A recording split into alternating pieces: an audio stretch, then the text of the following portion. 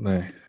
일단은 제가 메일국어라는 서비스를 소개를 하기에 앞서서 저의 본업이 원래 영어 강사예요. 그리고 저는 원래 이 맘이랑 프로젝트를 시작할 때도 영어 수업을 기반으로 시작을 했고 모티브는 앞으로 AI 시대에 자기주도력을 좀 길러서 이제 학생들이 학원이라는 물리적인 공간에서 억지로 수동적으로 이렇게 어, 좀 쌍방향이 아닌 이렇게 좀 일방향적인 수업을 받고 단순히 암기하고 그리고 어떤 문제 푸는 기술을 배우고 뭐 이런 거에 대해서 조금 회의감이 들어서 이제 시작하게 된 서비스고 그러려면 엄마들을 좀 깨워야겠다는 생각이 들어서 시작을 했고 엄마들을 깨워야 되는 이유는 학교가 그러니까 공교육 시스템이 정책적으로든 어떤 사회적인 분위기나 실질적으로 변화되는 속도를 따라가기에는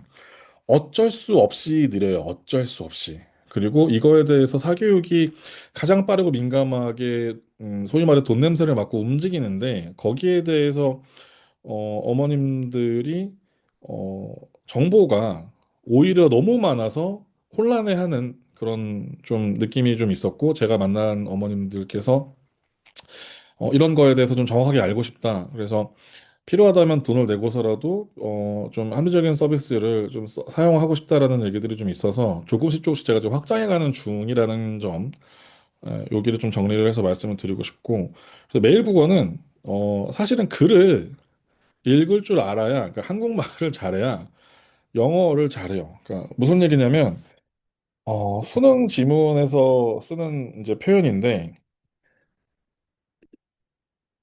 한국말로 번역을 다 했어요. 영어로 써 있는 지문을 한국말로 번역을 다 했는데 번역된 한국말을 이해를 할 수 없습니다. 거기서 생기는 문제점이 있었어요.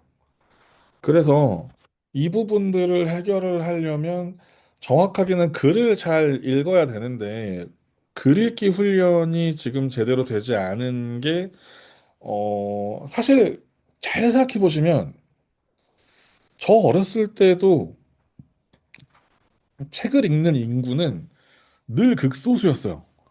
근데 지금 뭐 우리나라를 포함해서 책에 접근하기가 힘든 시대인가? 그렇지 않거든요. 근데 책을 요번에 수능 만점 받은 친구도 인터뷰에서 그 얘기했죠. 국어는 책 많이 읽으세요. 근데 매년 우리는 서울대 가는 방법을 수능 만점 받은 아이들의 인터뷰를 보면서 알고 있어요. 왜 못 갈까요? 안 합니다. 제가 늘 웨비나 때 하는 얘기인데 안 해요. 안 합니다. 그래서 글을 읽는 부분과 책을 읽는 부분에 대한 트레이닝이 좀 달라야 되고 당연히 책을 읽으면 그 안에 있는 글을 읽으면서 해결되는 부분들이 있는데 책 읽기가 생각보다 쉽지 않죠. 그리고 제가 이 부분에 대한 원인을 정확하게 알아요. 그러니까 이거는 아이들이 책을 왜 안 읽냐면요. 첫 번째는 주변에 책이 없어요. 이게 무슨 얘기냐면 어머님들 지금 자녀 책방, 그러니까 혹은 자녀의 공부하는 방이나 본인 그 집에 있는 어떤 뭐 따로 서재가 있는 집을 포함해서 집에 있는 책이 총 몇 권인지 알고 계시나요? 보통 평균 집에 책이 몇 권 정도 있나요? 가정에. 혹시 채팅으로라도 써보실 수 있으신 분들은 알려주시면 좀 좋겠는데, 어, 제가 어렸을 때 저희 집 기준으로 저의 방에만 아빠 서재 빼고 제 방에만 책이 늘 평균적으로 500권 이상씩 있었어요. 근데 이게 조금 시대가 다를 수 있는데, 만화책은 그 백과사전 60권짜리 제외하고는 한 권도 없었습니다. 나머지는 다 이제 그냥 책이었는데, 어렸을 때는 이제 그림이 좀 많은 명작 동화 시리즈 국내편 60권, 뭐 세계편 60편 이래가지고 시리즈로 책이 있었고 제가 나이를 먹어가면서 뭐 전래동화 시리즈, 창작동화 시리즈 이래서 이게 옛날에 이렇게 책 이렇게 좀 영업하시는 분들이 동네마다 있으셨잖아요. 그래서 그렇게 책이 들어오면 어 저의 그 시대 기준 되게 양질의 책들이 꾸준히 바뀌었어요. 꾸준히. 그러니까 제가 집에 있는 책을 다 읽으면 책을 바꿔주셨어요. 그러니까 단순히 책을 읽게 되는 부분은 이런 거예요. 그러니까 1번은 집에 책이 많아야 돼요. 그러니까 아이가 책에 접근할 수 있게 해주셔야 돼요. 근데 이게 왜 쉽지 않냐면, 아이 방에 어떤 책을 놓아주어야 되느냐부터 주기적으로 책을 바꿔주는 건 사실 물리적으로도 꽤 큰 에너지가 들어가는 부분이고, 그리고 제가 얼핏 계산해도 어렸을 때 기억에 적은 돈이 아니었어요. 그리고 아빠 서재에 가면 저보다 훨씬 많은 책을 갖고 계셨어요. 그리고 최근에 이사를 포함해서 본가에서 이사 갈 때마다 엄마랑 아빠랑 싸우시는 부분이 제발 이 책은 버리자 였거든요. 제가 우스갯소리로 제 강의를 오래 들으신 분들은 아마 아실 텐데 우스갯소리로 맨날 하는 얘기 중에 하나가 집에 책이 많았고 저는 책을 읽을 수밖에 없는 환경에서 컸어요. 그 무슨 얘기냐면 뭐 되게 좀 상투적으로 많이 들으신 것처럼 뭐 거실에서 늘 아버지가 TV 대신에 책을 늘 읽고 계시고 물론 그런 장면들이 많긴 했습니다, 어렸을 때. 하지만 저희 아버지는 TV 드라마도 엄청 많이 보셨어요. TV도 많이 보시고, 책도 많이 보시고, 뭐 이런 분이셨는데, 제가 책을 왜 많이 읽었냐면요. 엄마 아빠가 맨날 싸우셨어요. 그러니까 엄마 아빠가 그 흔히 저의 나이 때 흔히 발견되는 고부 갈등 있죠. 그러니까 뭐 시어머니죠, 우리 엄마한테. 그러니까 시어머니의 한마디로 시작되는 전쟁. 그 아빠와 엄마의 그 특유 옛날 어른들의 사고방식에서 도저히 합의점이 나오지 않는 그 다툼들이 늘 있었어요. 그리고 엄마가 이제 아빠랑 싸우고 나면 어차피 승자는 없어요. 다 슬픈 일입니다. 그 전쟁터에 승자는 없어요. 폐허가 된 거실에서 각자 씩씩대면서 흩어지면서 이제 엄마는 그 분노의 그 어떤 감정을 잔뜩 담아서 제 방문을 열어요. 그리고 물어보시죠. 숙제 다 했어? 여러분들 아시겠지만 생각보다 숙제가 그렇게 매일 있지 않아요. 근데 있어도 문제고 없어도 문제입니다. 숙제가 없으면 정말 없냐고 이제 알림장부터 뒤지기 시작하는데 그러면 이제 원치 않는 저의 어떤 숨기고픈 어떤 행적들이 나오죠. 안에 숨겨놨던 뭐 구슬도 나오고 막 군것질 막 라면 땅 같은 거 나오고 어떤 혼날 일 투성이에요. 그러니까 이런 것들이 반복이 되면서 제가 뭘 배웠냐면 저기까지 가면 안 된다. 엄마가 화가 나서 더 나의 어떤 분노 포인트를 찾아서 엄마의 화가 여기서 표출될 수 있을 만한 거리를 넘겨서는 안 된다. 이게 저의 어린 시절의 고민이었고 여기까지만 가면 또 어, 저희 엄마가 굉장히 좀 안 좋은 사람처럼 보여질 수 있는데 저 어머니 사랑합니다. 잘 지내고 있고요. 저희 어머님은 최근에 투자한 그 하이닉스 주식이 굉장히 많이 올라서 잘 지내고 계십니다. 행복한 가정이고요.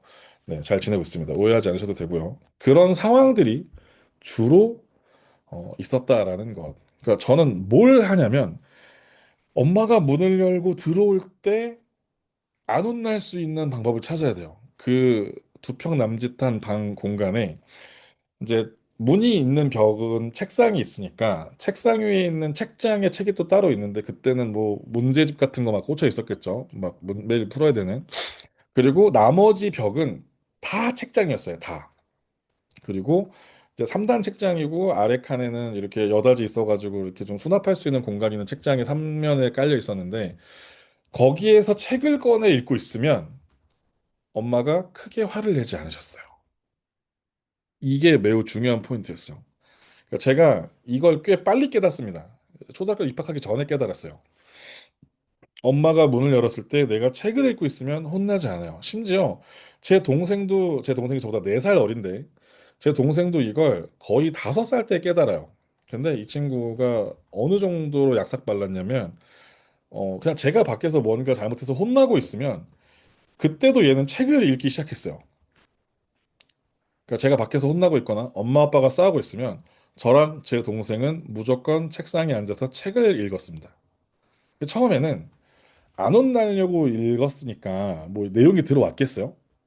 근데 맞아요. 제가 이거 제 스레드에도 올렸는데 제 동생이 글씨 한글 다 떼기 전에 책을 거꾸로 읽고 있었어요. 엄마가 거기에 빵 터지셔가지고 막 그때 그랬었는데 책을 읽기 시작하게 된 이유는 슬픈 가정사죠. 고부간의 갈등. 근데 그게 뭐가 됐든 저는 책을 보기 시작했고, 그리고 이제 어느 날인가부터 이제 제가 책을 보고 있으니까 아빠가 정말 정말 크레이지 헤비 독서광이세요. 저희 아버지는 책을 너무 좋아하시는 분이고 글자를 쓰는 것도 좋아하고 읽는 것도 좋아하고 그 어느 정도냐면 박물관에 가면 거기 앞에 이렇게 글씨 되게 빽빽히 써 있는 그 안내문 있죠. 그거 이렇게 읽으시면서 틀린 맞춤법과 한자를 찾아내시는 분이에요. 조금 더 나아가서 지독한 역사 덕후신데 무슨 어렸을 때 이렇게 조선왕조실록에서 심지어 수능이나 그 한자 아니 역사 능력 시험에서도 잘 안 나올 것 같은 그런 사건들 있잖아요. 연도부터 주요 인물들까지 줄줄 꿰는 분이세요. 그러니까 글씨 읽는 걸 너무 좋아하시는 분인데 제가 이제 책을 읽기 시작하니까 아버지 보기에 제가 얼마나 기특했겠어요. 그래서 아빠가 제- 제가 읽고 있는 책의 레벨은 저희 아버지 수준에서는 굉장히 쉬운 책이었겠죠. 그러니까 질문을 하기 시작합니다. 아들, 뭐 책 이번 주에 읽었던데 그 책 다 봤어? 그랬더니 이제 저는 이제 아직 읽는 중입니다. 그러면 뭐 어디까지 봤어? 그럼 저 지금 뭐 주인공이 어디서 뭐 하고 있습니다. 그러면은 막 질문을 하기 시작해요. 근데 여기서 포인트가 있는 게 아이가 그냥 책을 읽고 거기서 끝나는 게 아니라 읽고 생각한 걸 물어봐 줘야 돼요. 이게 되게 중요해요. 굉장히 중요해요. 그러니까 저는 자연스럽게 제가 읽은 책을 이제 주로 밥상머리겠죠. 밥을 먹을 때 아빠가 양질의 질문을 해주셔서 그걸 말하다 보면 정리가 되잖아요. 그리고 말하다 보면 내가 이걸 알고 있는지 모르고 있는지 분명히 무슨 장면에서 얘가 뭘 했는데 왜 그랬는지를 까먹었다든가 이런 포인트들을 알게 돼요. 그러면 밥 다 먹고 나면 뭐 하겠어요? 아까 내가 말 못했던 거, 창피했던 거, 기억 안 났던 거 찾으러 책을 또 펴는 거죠. 그러니까 책을 읽기 시작하면서부터 아빠가 질문을 하기 시작했고요. 그 질문들이 디테일해지고 날카로워질수록 저는 생각이라는 걸 해야 했어요. 읽는 척을 하는 건 안 되는구나. 그러니까 그렇게 시작을 하고 초등학교를 들어가니까 초등학교 6년 동안 수학을 제외한 모든 과목에서 저는 그때는 이제 학교에서 시험을 보던 시절입니다. 초등학생들이. 그러니까 90점 밑으로 내려가 본 적이 없어요. 대부분 다 100점이었고요. 중학교를 가서도 몇몇 과목을 제외하고는 이제 전교에서 10등이 안 했는 데를 들었던 것 같아요. 이러면 되게 공부 잘해 보이지만 저 되게 시골 중학교 나왔습니다. 저 졸업할 때 200명 졸업했어요. 되게 시골 중학교입니다. 자랑은 아닙니다. 근데 그냥 그 정도라는 거예요. 그래서 제가 이 얘기를 왜 드리냐면 책을 읽으면 굉장히 쉬워지는 것들이 있어요. 그러니까 이 세상이 쉬워져요. 근데 저는 슬픈 가족사로부터 독서가 시작이 됐잖아요. 그리고 마치 진흙 속에 피어난 연꽃처럼 그 고난과 역경의 상황 속에서 물론 제가 그렇게 책을 읽어내면서 저의 성장한 부분도 있지만 저는 그로 인해서 생긴 뭐 결핍이라든가 정서적인 트라우마라든가 이런 것들도 사실 기억 파편 곳곳에 이렇게 남아 있는데 이런 얘기는 나중에 제가 또 풀 기회가 있으면 한번 얘기를 하도록 하고 어쨌든 책 덕분에 굉장히 많은 부분들이 발달하게 됐어요. 제가 심리학과를 나왔는데 심리학과를 나오게 되면 할 수 있는 그 되게 좋은 뭐랄까 복지라고 하면 좀 서비스 중에 하나가 IQ 검사를 무료로 할 수 있습니다. 지금은 이제 여러 가지 IQ 검사들을 사용을 하는데 지금까지도 IQ 검사하면 원탑이 웩슬러 지능 검사예요. 그래서 그걸로 검사를 하면 이제 5개 영역으로 지능을 분류해가지고 이제 분석을 해주는데 심리학과 교수님들이 직접 그 학과 학생들을 이렇게 1대1로 면담하면서 이거를 분석을 해주니까 얼마나 퀄리티가 높았겠어요. 심지어 무료로 뭐 등록금에 포함됐을 수도 있지만 근데 그때 교수님이 저한테 이 얘기 해주셨어요. 제 IQ가 몇인지는 밝힐 수 없지만 일단 세 자리는 넘고요. 이 말씀을 하시는 거예요. 너는 엄마한테 감사해야 돼 이러는 거예요. 그래서 왜 그러시죠? 했더니 너가 타고난 지능보다 후천적으로 발달된 지능이 더 높아라고 하시는 거예요. 아무리 생각해도 책밖에 없어요. 아무리 생각해도. 내가 남들보다 다르게, 그래도 제가 뭐 엄청 못 사는 집도 아니었고, 그렇다고 되게 잘 사는 집은 아니었겠지만, 그래도 아버지가 대기업 그래도 직원으로 뭐 이렇게 임원 승진 직전까지 다니다가 명퇴하셨으니까 집이 이렇게 가난할 수는 없잖아요. 그래서 웬만한 것들은 다 경험하면서 무난무난하게 컸다고 생각을 하는데 그 와중에서도 유달랐던 게 뭘까 생각해 보면 압도적인 독서량이었어요. 왜냐하면 제가 제 방에 있는 책을 다 읽고 나서부터는 저도 책 읽기를 좋아하게 되고 글을 통해서 새로운 정보를 얻거나 습득하는 게 너무 쉬워지는 거예요. 중학교 때부터 그랬거든요. 특별히 어지간히 막 엄청 전문적인 내용을 다루는 그런 글들이 아니면 한글로 써 있으면 읽는 속도도 굉장히 빨라졌고, 그리고 생각하거나 이런 것들이 책을 읽으면 자연스럽게 아빠와 대화를 하게 되고 질문을 받게 되고 하니까 엄청 이게 발달하게 되는 거예요. 그러니까 지금 보시는 것처럼 제가 말로 평생을 먹고 살고 있는데 강사하면서 말도 자연스럽게 잘하게 되고 생각을 표현하는 건 사실 제 입장에서 너무 쉬운 일이고 제가 제 감정을 심리학 공부하고 상담 공부하면서 정확하게 인지하게 된 다음부터는 감정을 표현하면서 생기는 일들도 너무 쉬운 일이었어요. 그러니까 조금만 기술적으로 내가 원하는 바를 좀 의도하는 대로 끌고 갈 수 있는 어떤 상황을 만들면 좀 세상이 쉬워지는 것들이 있었어요. 그렇다고 제가 지금 되게 막 엄청 재벌로 잘 살고 있거나 그런 것은 아니겠지만, 그러니까 뭐랄까, 내가 원하는 바를 얻기 위한 의사소통에서는 어, 불편함이 없는 수준까지는 됐던 것 같아요. 근데 요 부분이 좀 있어요. 제가 이제 매일 국어 얘기를 좀 해드릴 텐데, 책 읽기에 대한 어떤 그 장점은 누누이 시대를 막론하고 꾸준히 존재해 왔기 때문에 제가 막 더 입 아프게 얘기 안 해도 아마 공감을 하실 텐데, 포인트는 뭐냐면 책을 아이가 읽게 하는 것에 대한 방법이에요. 그러니까 책을 주변에 가까이 두게 해주는 게 좋아요. 그러니까 제가 여러 가지 방법들을 학부모님들에게 제안을 해봤는데 제일 좋은 건 부모님이 같이 읽는 거예요. 이거 이기는 방법 없어요.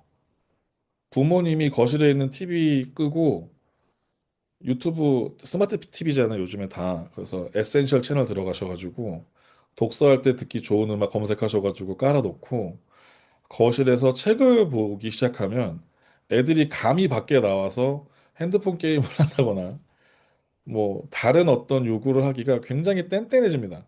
제가 겪어봐서 알아요. 아빠가 밖에서 책을 읽고 있으면 집 분위기가 놀자로 가기가 쉽지 않아요.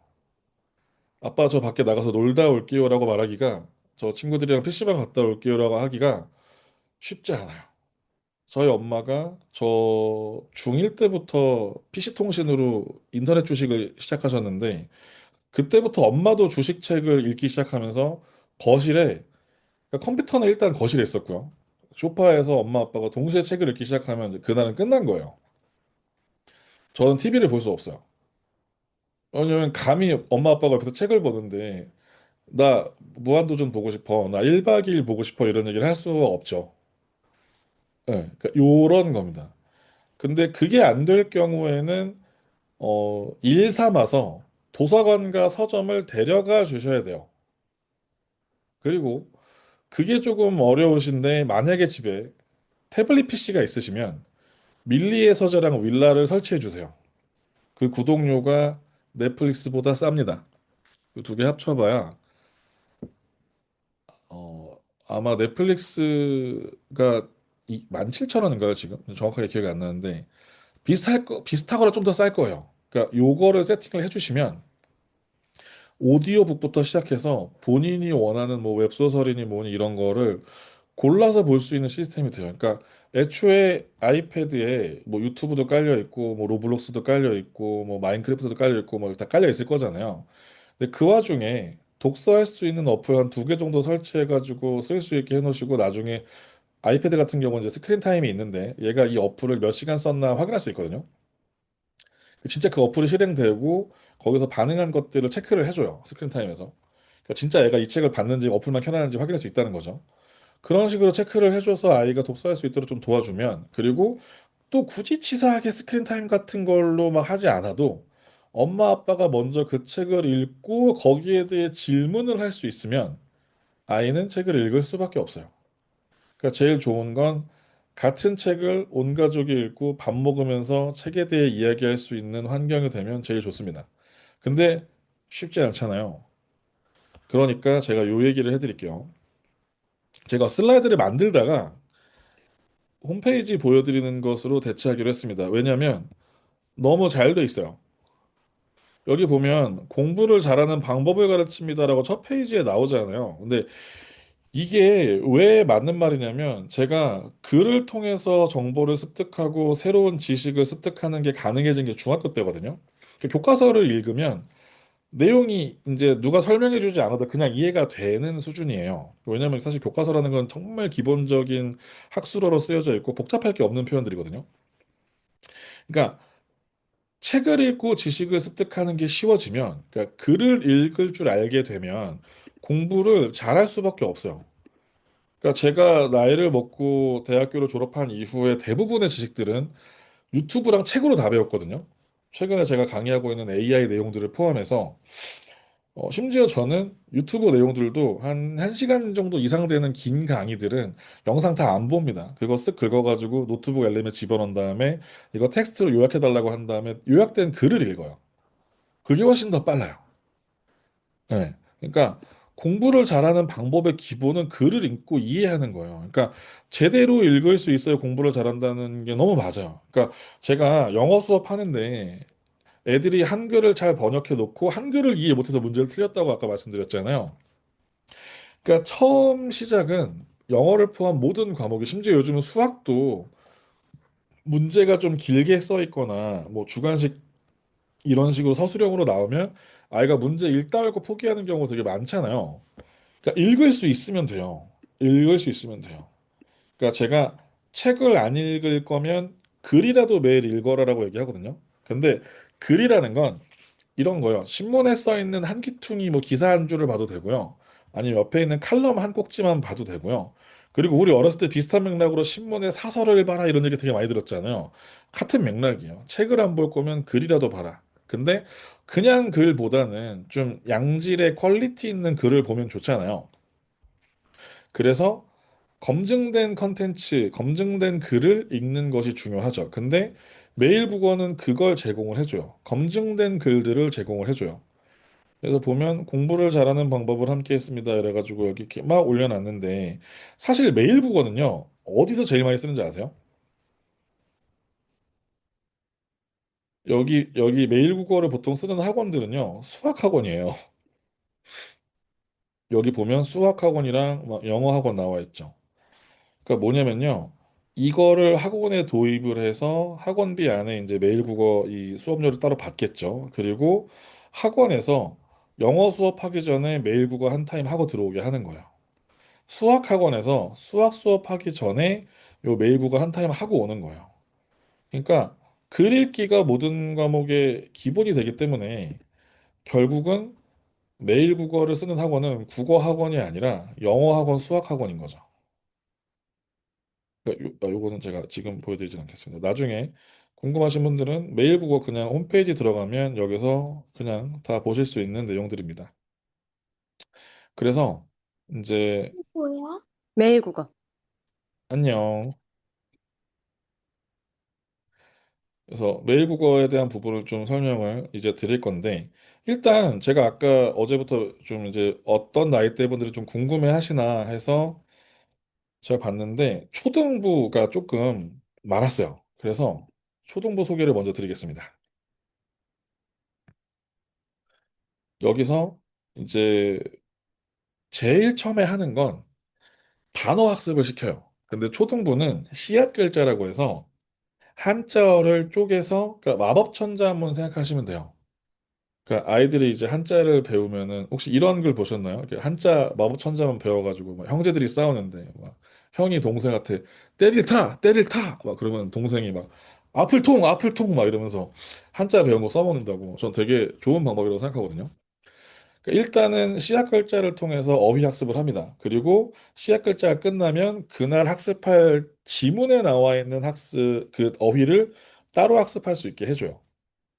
그래서 어, 네, 여기서부터 이렇게 단어를 배울 수 있도록 앞에 요 단어 학습을 할 수 있게 해주고요. 이렇게 보면 게임처럼 돼 있어요. 그래서 화면 터치하게 되어 있는데 그 제가 좀 염려하는 부분들은 어쨌든 터치를 계속 하다 보면 정답이 나오잖아요. 속어법으로.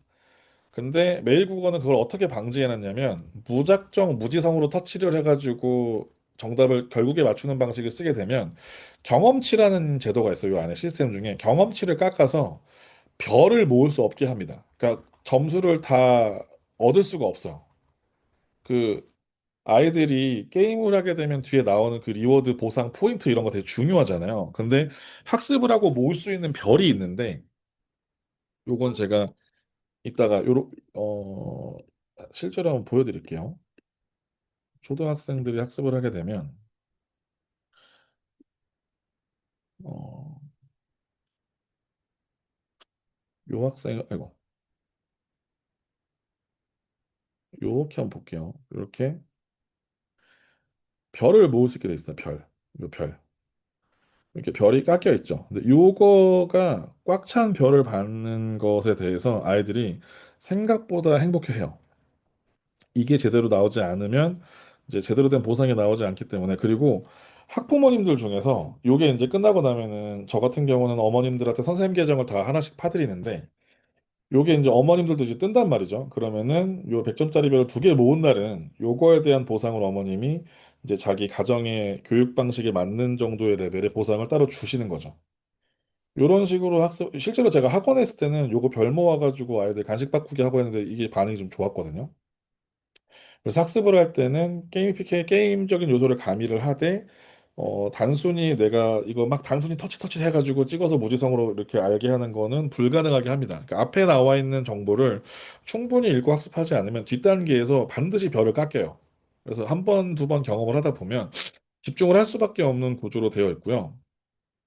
이런 맞춤법 같은 경우도 초성 이렇게 게임처럼 해가지고 받아쓰기를 디지털 방식으로 할 수 있도록 해 놓았습니다. 그리고 이거를 만병통치약처럼 원툴로 생각하시면 안 돼요. 요거 하시고 글씨 쓰는 거 하셔야 돼요. 그러니까 저는 오해를 많이 받는데 디지털로 온라인 수업을 주로 하니까 제가 막 아이패드 막 이런 거 되게 강조할 것 같고 근데 제가 중요하게 생각하는 건 두 개 다 잘하는 겁니다. 디지털로 학습하는 거, AI 활용하는 거 당연히 잘해야 되고요. 기존처럼 연필과 종이를 가지고 하는 학습 당연히 잘해야 돼요. 둘 다 잘해야 됩니다. 옛날에는 종이랑 펜으로 글씨만 잘 쓰면 되는 시대였지만 지금은 둘 다 잘 하셔야 돼요. 그래서 요렇게 디지털로 학습하셨으면 또 제가 이따가 한번 다시 보여드릴 건데 학년에 맞는 워크북이 이렇게 있습니다. 그래서 요런 거 뽑으셔가지고 요것도 한번 풀어볼 수 있게 이렇게 요런 거 따라할 수 있게 이렇게 뽑아주거든요. 그래서 저는 초등학생들은 요거를 아이패드로 저장해서 쓸 수 있어요, PDF를. 근데 비추입니다. 아이패드에 있는 매끈매끈한 유리에다가 애플 펜슬로 쓰는 글씨는 운필력에도 도움이 되지 않고 아이들이 그렇게 만족스러운 훈련을 할 수 없어요. 그러니까 사각사각 마찰력 있는 그 종이에다가 저항감 있는 연필을 가지고 글씨를 힘주어서 쓸 수 있게 훈련시켜 주셔야 돼요. 그래서 이렇게 활용하실 수가 있고요. 그 다음에 이제 글자 익히기를 하는데 요게 제가 너무 중요하게 생각하는 포인트예요. 이게 요즘 학교에서 아이들 일어나가지고 책 읽기 안 하시는 거 아시나요? 저보다 더 잘하시죠? 제가 최근에 되게 놀란 것 중에 하나가 운동회 할 때 이긴 팀이 안 나와요. 무승부 강제로 만들어가지고 스포츠맨십을 배울 기회를 뺏어가고 우리 애가 창피해하니까 발표 수업 없애가지고 발표 잘 못하게 하고 그다음에 일어나서 글씨 읽게 하는 거 아이들이 틀리면 수치스러워하니까 못하게 하고 막 이런 거 하는데 저는 그거 듣고 막 진짜 막 멘붕 와가지고 아이들이 제대로 소리내서 글을 읽게 할 수 있는 공간이 그럼 학교에서도 안 해주면 이거 어떻게 읽어? 집에서 엄마가 지금 책 읽어줄 시간이 없는데 엄마 이제 다 일하러 나가셔야 되고 집에서 살림하시더라도 요즘 집안이 얼마나 빡센데 그거를 학교에서 안 해주지? 라고 제가 좀 한탄을 했었는데 이거는 읽어줘요. 사실 이 읽어주는 거는 제 지난 웨비나에서도 한번 찍긴 했었는데 AI가 어디서 끊어 읽어야 되는지 읽어줘요. 그리고 아이가 글 읽는 속도에 맞춰서 이 읽는 속도를 조절할 수 있게 해줍니다. 그래서 이 글씨가 어디서 끊겨야 되는지, 어디까지 한 호흡으로 읽어야 되는지를 계속 훈련하게 따라 읽게 해줘요.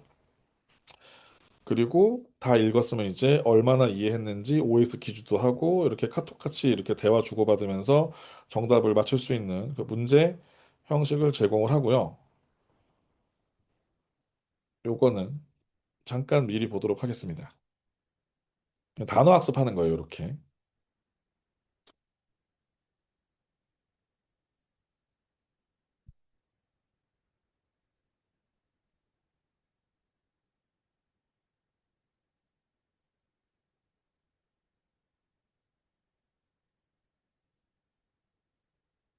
이거는 초등학교 1, 2학년이 학습하는 방법입니다.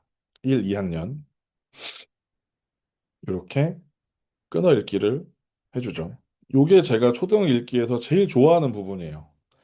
아이가 읽는 척하지 않고 정말 이걸 다 읽어야 넘어갈 수 있게 해줘요. 이렇게 대화하는 형식으로 바꿔서 이렇게 카톡처럼 아이들이 익숙한 인터페이스에서 공부를 하게 해주죠. 그 다음에 요 이제 모니터 진단 보고서 해가지고 요거는 이제 아마 신청하시게 되면 제가 무료로 다 처음에 레벨 테스트 할 수 있도록 도와드릴 거고요. 이제 3, 4학년을 3에서 6학년을 보겠습니다. 앞에는 비슷해요. 단어 훈련을 이렇게 하게 되고요. 똑같이 초등학생은 끊어 읽기를 합니다. 그리고 뒤에서 똑같이 조금 더 글씨가 많아졌죠. 여기 있는 지문을 바탕으로 카톡처럼 내용 정리를 할 수 있게 해주고요. 그리고 참고로 이거는 제가 하고 있는 클래식 카드라든가 뭐 다른 데서도 비슷한 형식으로 설명하는 서비스가 많아졌어요. 아이들한테 이게 익숙한 형태니까. 그리고 문제 푸는데 형식이 조금 다르죠. 아까는 주로 게임 기반의 OX였다면 여기는 조금 더 전문적이라고 하기보다는 내용 이해를 좀 기반으로 할 수 있는 문제를 풀 수 있도록 해줍니다. 그리고 복습하기는 그 중고등은 매일매일 나오는 그 컨텐츠가 랜덤이에요. 그러니까 그 왜 랜덤이냐면 계속 업데이트가 됩니다. 근데 초등은 1학년부터 6학년까지 매일매일 지문 개수가 정해져 있고요.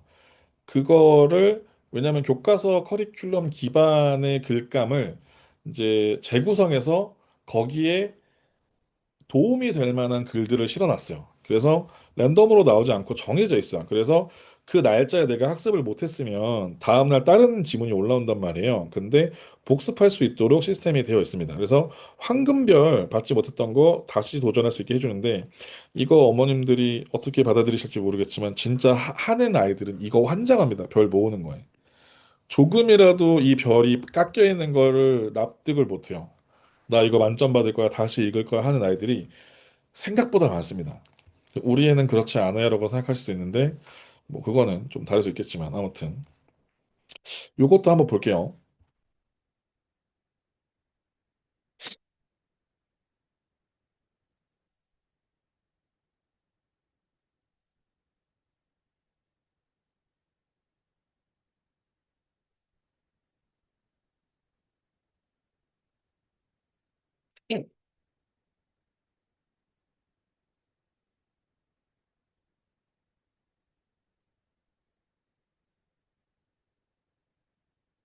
네, 이렇게 실전 훈련은 실제로 우리가 시중에서 볼 수 있는 국어 문제집에서 볼 수 있을 만한 레벨의 문제들을 풀 수 있게 해줍니다. 네. 이런 식으로 구성이 되어 있고요. 밑에는 같은 내용입니다. 그래서 매일 국어는 제가 좀 강조하는 부분 중에 방금 보신 건 초3에서 6학년 레벨이었고요. 초1 거는 아까 거였습니다. 그러니까 삼진날이 글감으로 나온 이유는 교과서에 삼진날을 가르쳐요. 그러니까 정확히는 절기를 가르치는데 거기에 대한 지문으로 이제 교과서에 없는 내용을 교과서에 있는 내용을 기반 삼아서 글을 써주는 거죠. 그래서 초등학생들은 이렇게 공부를 하게 되고요. 제가 중고등을 이제 보여드리도록 하겠습니다. 그러니까 요게 이제 실제로 제가 현장에서 정말 많이 느끼는 부분. 그러니까 실제로 필요한 여기서 공부머리라는 게 글을 읽고 이해하는 능력, 교과서를 읽고 선생님의 설명 없이 교과서만 가지고 내용을 이해할 수 있어야 돼요. 그러니까 시험 문제를 푸는 건 별개의 문제예요. 지금 학교에서 만들어내는 시험 문제는 좀 변질됐어요. 원래 교육공학에서 얘기하는 평가 목적에서 좀 벗어나 있기 때문에 제가 좀 논외로 두고 그러니까 실제로 교과서에 있는 내용을 혼자 읽고 이해할 수 있는 게 원래 기본이 되어야 되는데 이제 이게 되지 않는 지금 상황을 얘기하는 거죠. 그래서 중고등부는 이렇게 되어 있습니다. 똑같이 단어를 공부하게 되어 있고요. 그 다음에 독해 이제 훈련을, 아이고, 좀 더 나가네. 그래서 보면 여기에서 얘기하는 단어는 어휘력 확장해서 유의어랑 반의어를 좀 이렇게 많이 반복을 좀 시켜요. 왜냐면 이게 실제 수능에서 많이 쓰이는 방법이거든요. 그렇게 단어 학습을 하고 그다음에 이제 지문이 나오죠. 그래서 초등이랑은 조금 다릅니다. 좀 더 문제집 같은 폰트의 문제집처럼 생겼어요. 그리고 중고등부에서 이 여기서 시키는 거 딱 하나 시킵니다. 중심 문장을 찾고 핵심어, 그러니까 키워드 찾는 거예요. 이거를 트레이닝을 꾸준하게 하면 제가 고1 대상으로 6개월 시켜봤는데 진짜 거짓말 안 하고 1등급 오르더라고요. 모의고사에서. 그것만 시켰는데 다른 문제집은 그냥 학교에서 하는 거 기본 하고 그 친구가 이거랑 매산문이라고 이제 고등 교재가 하나 있는데 매일 이렇게 세 개씩 그 문학지문 풀어서 매산문이라는 교재가 있거든요.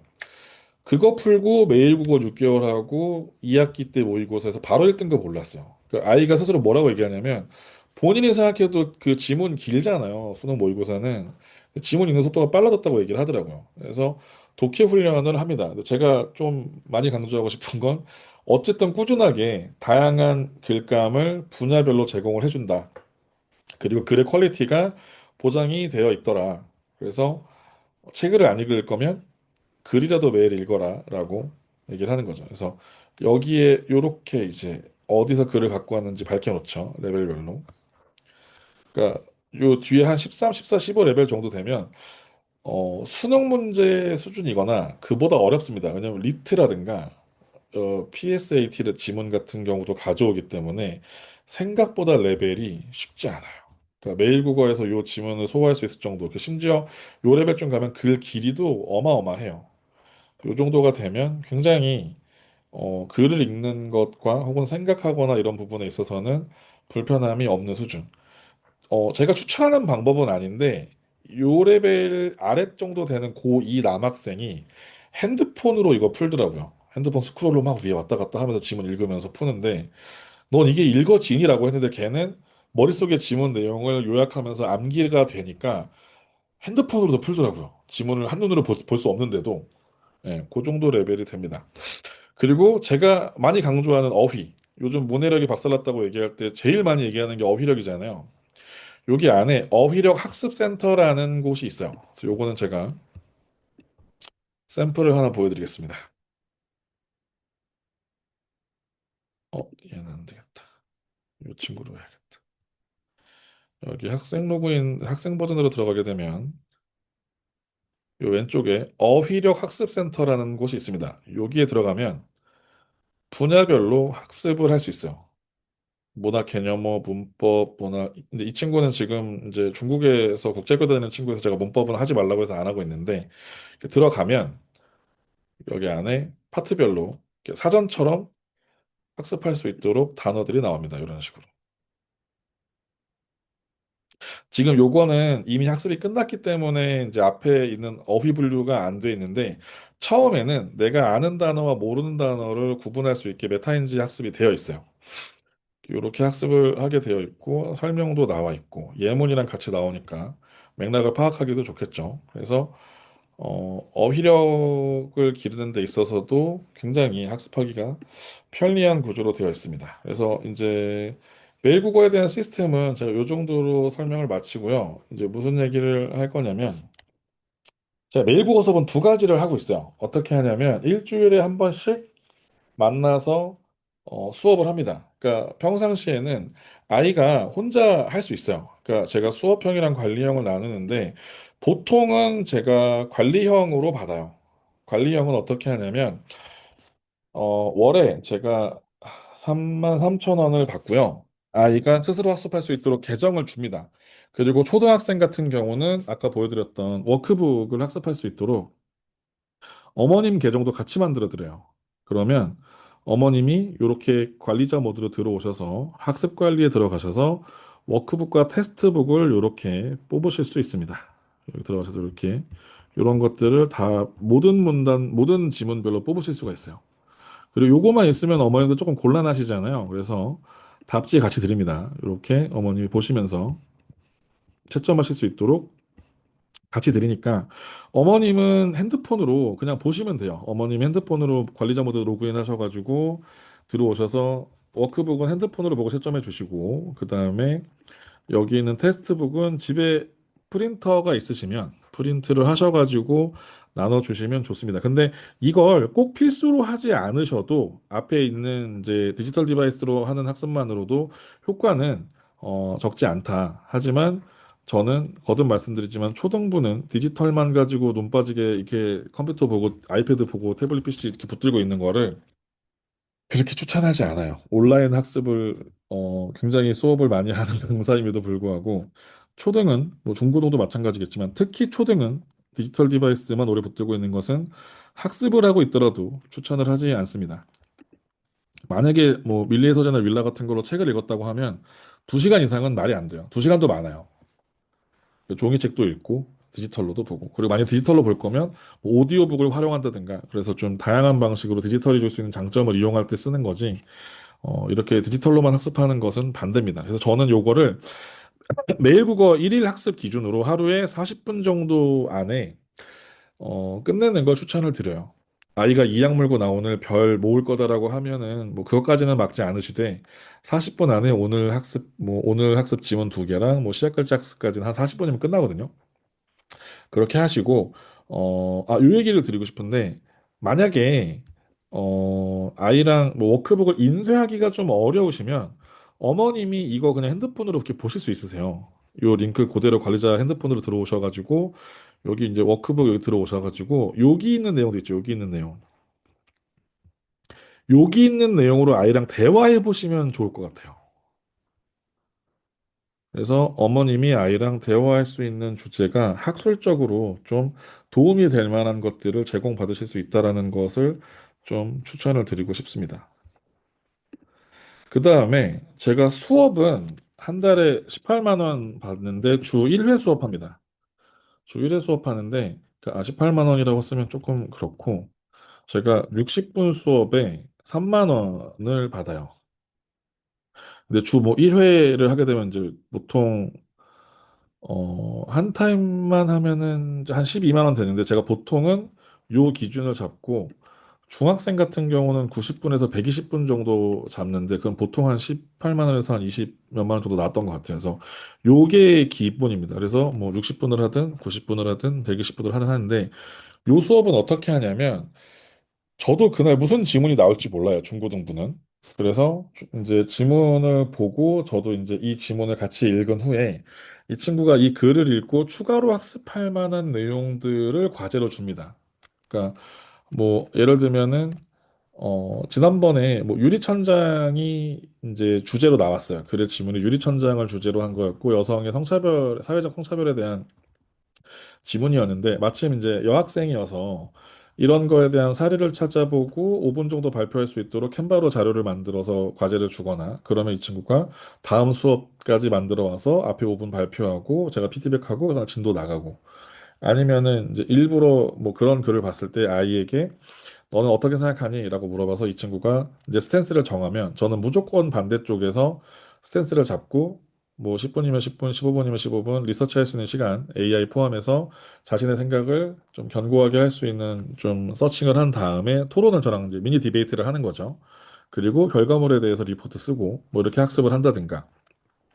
근데 사실 저는 솔직히 말씀드리면 이 수업은 제가 지금 받을 수 있는 여력이 안 됩니다. 그래서 이걸, 그리고 사실 이제 초등 비중이 좀 더 많았잖아요. 그래서 관리형은 사실 초등이나 중고등이나 가격이 같아요. 그래서 웬만하면 신청을 하시더라도 관리형을 추천을 드리고요. 만약에 나는 수업형이 너무 궁금하다라고 하시면 제가 따로 1대1로 줌 미팅을 해서 아마 제가 좀 실질적으로 도움이 될 수 있는 부분을 알려드리거나 수업을 받게 되더라도 제한적으로 좀 진행을 하게 될 것 같은데 아마 수업을 신청을 안 하시고 싶으신데 제가 설레발치는 걸 수도 있는데 있긴 있습니다. 근데 지금 너무 꽉 차 있어요. 당장 다음 주만 해도 제주도에 제가 있는데 제주도가 지금 이제 국내형 아이비가 굉장히 지금 막 퍼지는 중이거든요.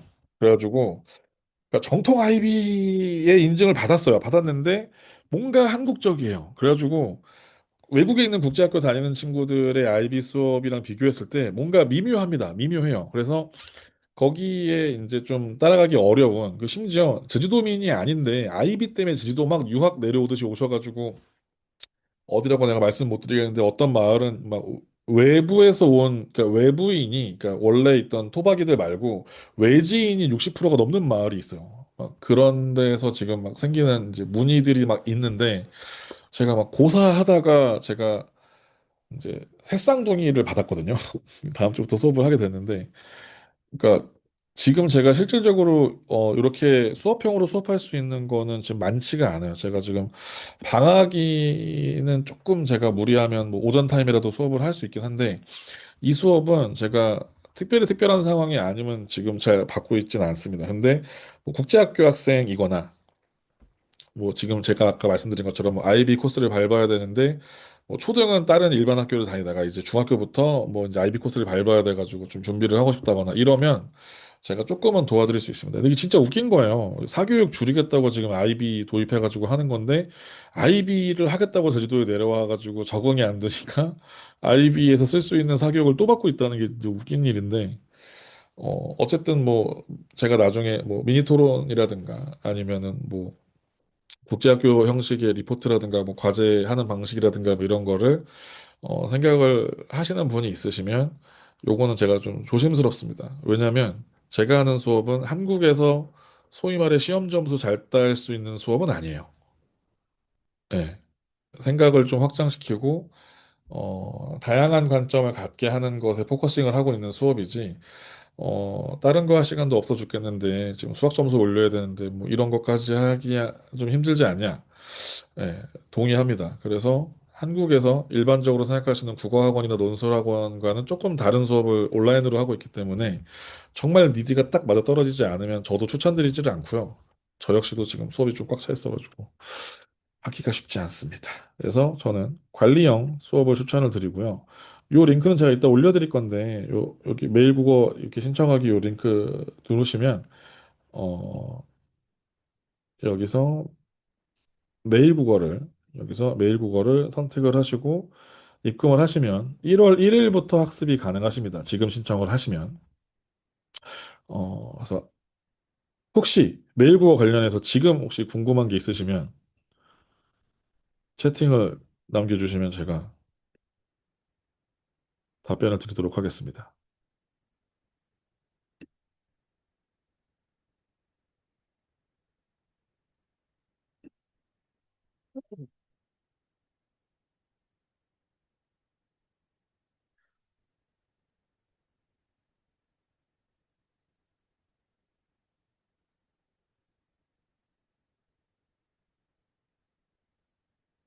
질문이 없으신가요? 그럼 혹시, 네. 미취학이라도, 네. 제가 아까 보여드렸던 학생은 7살인데 한글 떼고 초1 걸로 시작을 했는데, 이 친구는 잘 따라왔었어요. 네. 초1 교과서를 이해하는데 미취학이 충분히 따라가더라고요. 심지어 요번에 교과서 개정됐잖아요. 2025로. 그 버전으로 올라오면서 개인적으로는 글도 좀 더 좋아진 것 같아요. 업그레이드를 좀 더 한 것 같습니다. 네, 미취학이더라도 그리고 그 초등학생들 이거 매일 하려고 하는 것보다 뭐랄까 좀 습관을 잡는다가 좀 더 중요할 것 같아요. 그러니까 무슨 말이냐면 매일 국어니까 당연히 매일 글이 올라와요. 매일 새로운 글이 올라오는데 아까 지난 거 별 모으기 할 수 있다 그랬잖아요. 그런 것처럼 컨디션 될 때 뭐 월수금 정해서 하시든가 아니면 주말에 뭐 이렇게 툭툭 끊어서 하시든가 아니면 아이가 집중해서 오늘은 별 한 5개 모아볼까를 목표로 하시든가 뭐 이렇게 꼭 이렇게 끊어진 대로 안 나가시더라도 규칙적으로 하는 걸 추천드립니다. 규칙적으로. 네. 네. 그래서 신청하실 분들은 제가 요 링크는 네. 중학교는 네. 무조건 매일 하는 게 좋습니다. 주말에도 하는 게 좋습니다. 그러니까 제가 요거 살짝 보여드릴게요. 여기 이렇게 학습 관리를 들어가면 이 친구들이 실제로 학습한 내용들이 떠요, 이렇게. 그러면은 이렇게 뭐 지난달 같은 경우에는 이제 나머지는 다 요번에 새로 신청해서 그런데 요렇게 이 친구가 요날 딱 시작했어요. 그리고 이때까지가 이제 국제학교 다니는 친구인데 학기 중이라기보다 학기 말에 무슨 스포츠 무슨 대회하는 기간이어가지고 배구대회 나간다고 이때 빠지고 나머지는 쭉쭉쭉쭉 규칙적으로 이렇게 학습을 했죠. 주말 빼고. 그리고 이제 요번 달 같은 경우도 이제 잘 따라오고 있고. 그래서 학습을 지금 초등 같은 경우는 이 친구가 사실 이제 내년에 초등학교 들어간다, 내년에. 그러니까 지금 7살이에요. 근데 굉장히 열심히 이렇게 좀 하고 있죠, 이렇게. 요 주간은 왜 쉬었는지 제가 아직 못 물어봤는데, 아무튼. 그리고 이제 요 친구들은 이제 급작스럽게 지난번부터 이제 시작을 했는데 굉장히 잘 따라오고 있고, 제가 물어봐도 요때 24, 25, 26 이렇게 그 크리스마스를 제외하고는 다 꾸준히 잘 따라오고 있는데 잘해요. 그리고 이분들은 어머님들이 그 워크북 뽑아서 시키시는 집인데 굉장히 잘합니다. 7살은 몇 분 정도라고 추천하기보다 아이가 글을 읽고 소화하는 것까지. 그러니까 예를 들어서, 제가 초등을, 화면을 보여드릴게요. 초등을 들어가면 요렇게 뜹니다. 그럼 이제 글이 이제 하나 있잖아요. 그러면은 요거를 하나를 추천드리는 거를 추천을 드려요. 예를 들어서 요 지도를 누르면 이제 일부러 좀 옛날 걸로 할게요. 여기 들어가면 여기 이제 씨앗 글자 학습이 하나 있고요. 요거 눌러서 이제 씨앗 글자 학습이 하나 있고요.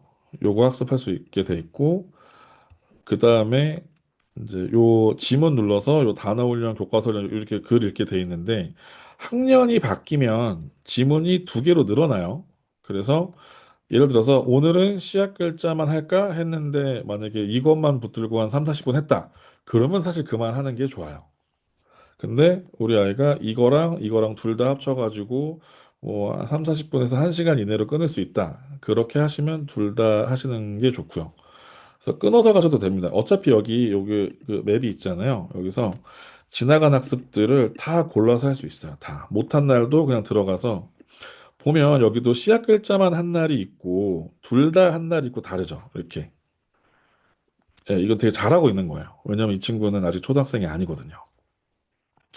그래서 내가 여기서 어, 다시 풀어보고 싶다라고 하면 이렇게 풀 수 있고 시작 글자도 옛날 안 돼 있죠. 요거를 해볼까? 이렇게 해서 이렇게 학습할 수도 있습니다.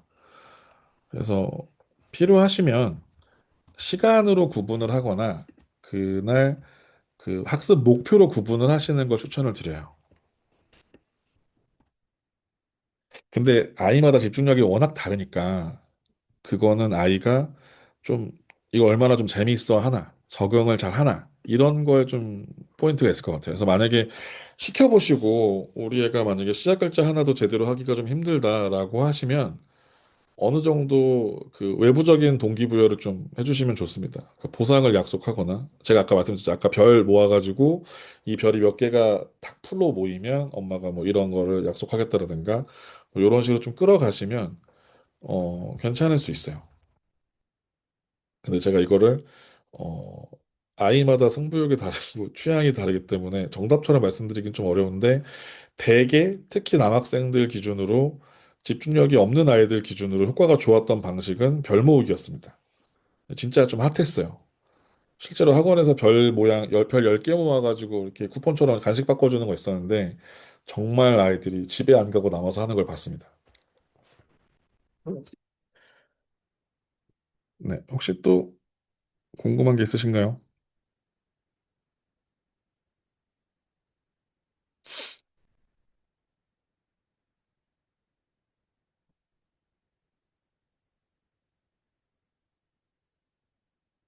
음.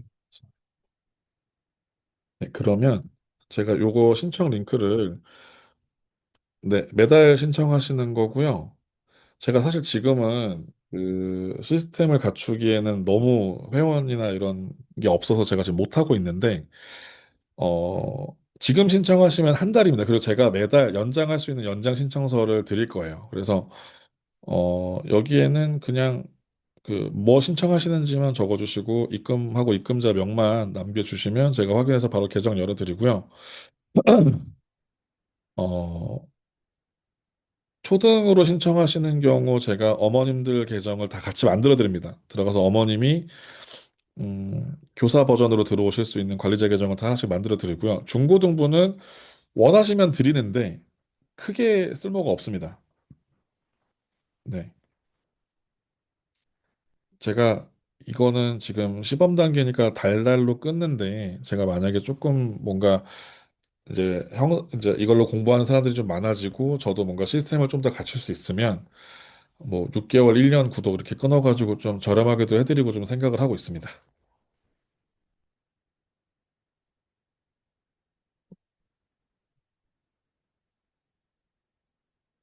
또 혹시 궁금하신 점이 있으실까요?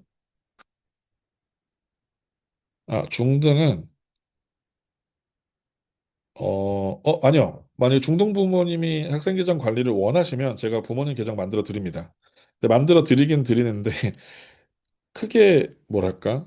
어, 크게 도움이 안 되실 수도 있어가지고 네.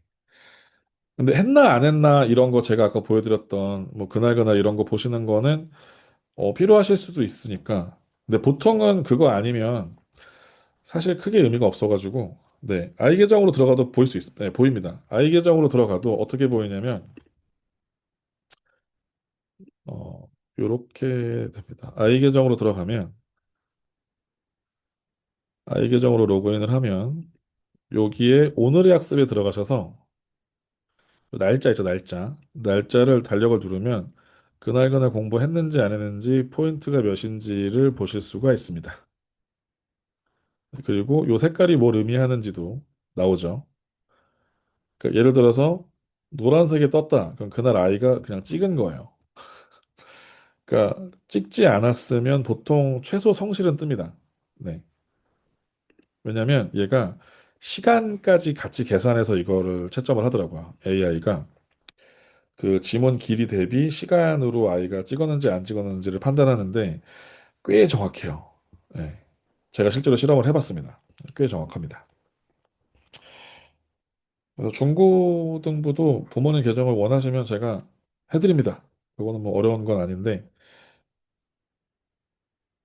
크게 제 경험상 초등은 워크북 뽑는 거라도 좀 있는데 어, 중고등부는 크게 영향이 없어가지고 이 포인트는 뭐냐면요 경험치예요. 그날 학습을 하면 경험치가 쌓이는데 이게 쌓여야 다음 레벨로 올라갑니다. 그래서 보면 여기 레벨 4로 돼 있죠. 그러니까 이 레벨 4에서 제공되는 랜덤의 지문들을 막 풀어서 이걸 채워야 레벨 5로 넘어갈 수 있어요. 그러니까 제대로 요 포인트를 모으지 않고 막 찍거나 이러면 끊임없이 레벨 4 지문만 풀겠죠. 네. 그리고 요 레벨마다 의미하는 부분들은 아마 신청을 하시게 되면 처음에 이제 레벨 테스트를 보는데 제가 레벨 테스트 결과를 다 PDF로 떠가지고 개별 카톡으로 드릴 거예요. 그때 아마 설명을 따로 드릴 수 있을 것 같아요. 네. 아, 요거 나왔으니까 한번 보여드릴까요? 이 친구의 프라이버시 때문에 빨리 넘어가겠습니다. 밑에 레벨별로 어느 정도 레벨인지 학년 기준으로 설명이 나와 있습니다. 네, 이런 식으로 설명을 드릴 것 같아요.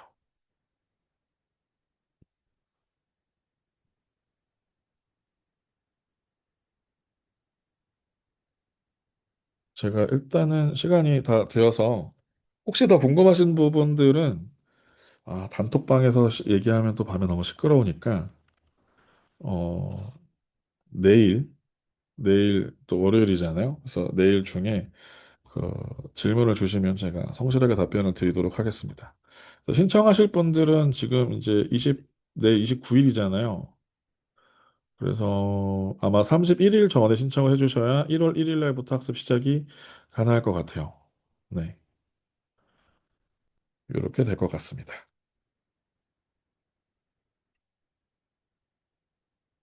그럼 오늘은 여기까지 하고 마무리를 짓도록 하겠습니다. 네, 감사합니다.